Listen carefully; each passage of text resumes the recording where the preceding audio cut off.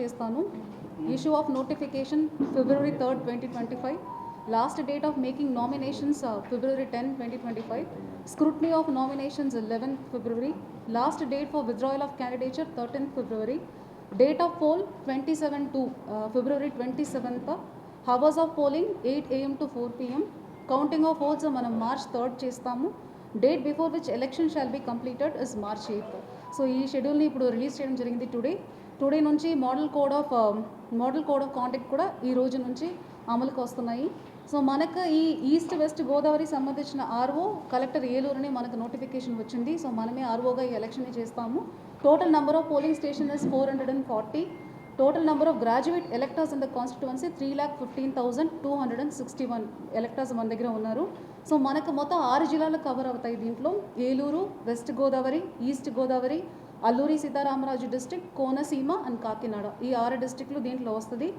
So టోటల్గా మనకు 440 polling stations, 1,83,734 male electors ఇప్పుడు దాకా రిజిస్టర్ అయి ఉన్నారు. 1,31,507 ఫీమేల్ ఎలక్టర్స్ ఇప్పుడు దాకా రిజిస్టర్ అయి ఉన్నారు. థర్డ్ జెండర్ 20 మెంబర్స్ రిజిస్టర్ అయి ఉన్నారు. టోటల్గా మనకు రిజిస్టర్ అయిన వాళ్ళు 3,15,261. సో ఈ రోజు నుంచి మోడల్ కోడ్ ఆఫ్ కాండక్ట్ మొదలైంది కాబట్టి I request all of you to kindly cooperate and help us to make it a free and fair elections. Thank you. ఇక్కడికే చేస్తాం, మనమే కౌంటింగ్ చేస్తాం. No, that we will notify in course of time will declare. కానీ ఇప్పుడు దాకా RO Eluru కాదు. So this time RO ఏలూరుని, collector ఏలూరుని ఆర్ఓగా నోటిఫై చేసి ఉన్నారు కాబట్టి ఎలక్షన్ అన్ని చోట్ల చేసేసి మనకి ఇక్కడికే వస్తుంది. కౌంటింగ్ కూడా మనమే ఈ జిల్లాలోనే చేస్తాం. నామినేషన్ ఇక్కడే చేస్తాము, స్క్రూట్ని ఇక్కడే చేస్తాము, ఇక్కడే పబ్లిష్ చేస్తాము, ఇక్కడికే ఎలక్షన్ అన్ని చోట్ల జరుగుతుంది. కౌంటింగ్ కూడా మనం ఈ జిల్లాలోనే చేస్తాం. ఇంకా మనం చేయలేము, అది చేయము. So we will get clarity from the respective department and accordingly we'll go ahead.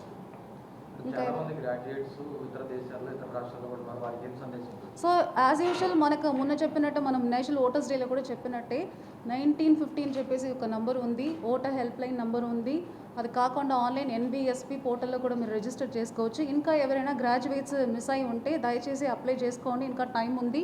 So last date of nomination వరకు మనం ఎలక్టర్స్ని తీసుకోవచ్చు కాబట్టి అలాంటి ఏమైనా మిస్సింగ్ కేసెస్ ఉంది, ఇంకా రిజిస్టర్ చేసుకోవాలంటే the portal is still open. So దయచేసి అప్లై చేసుకోండి.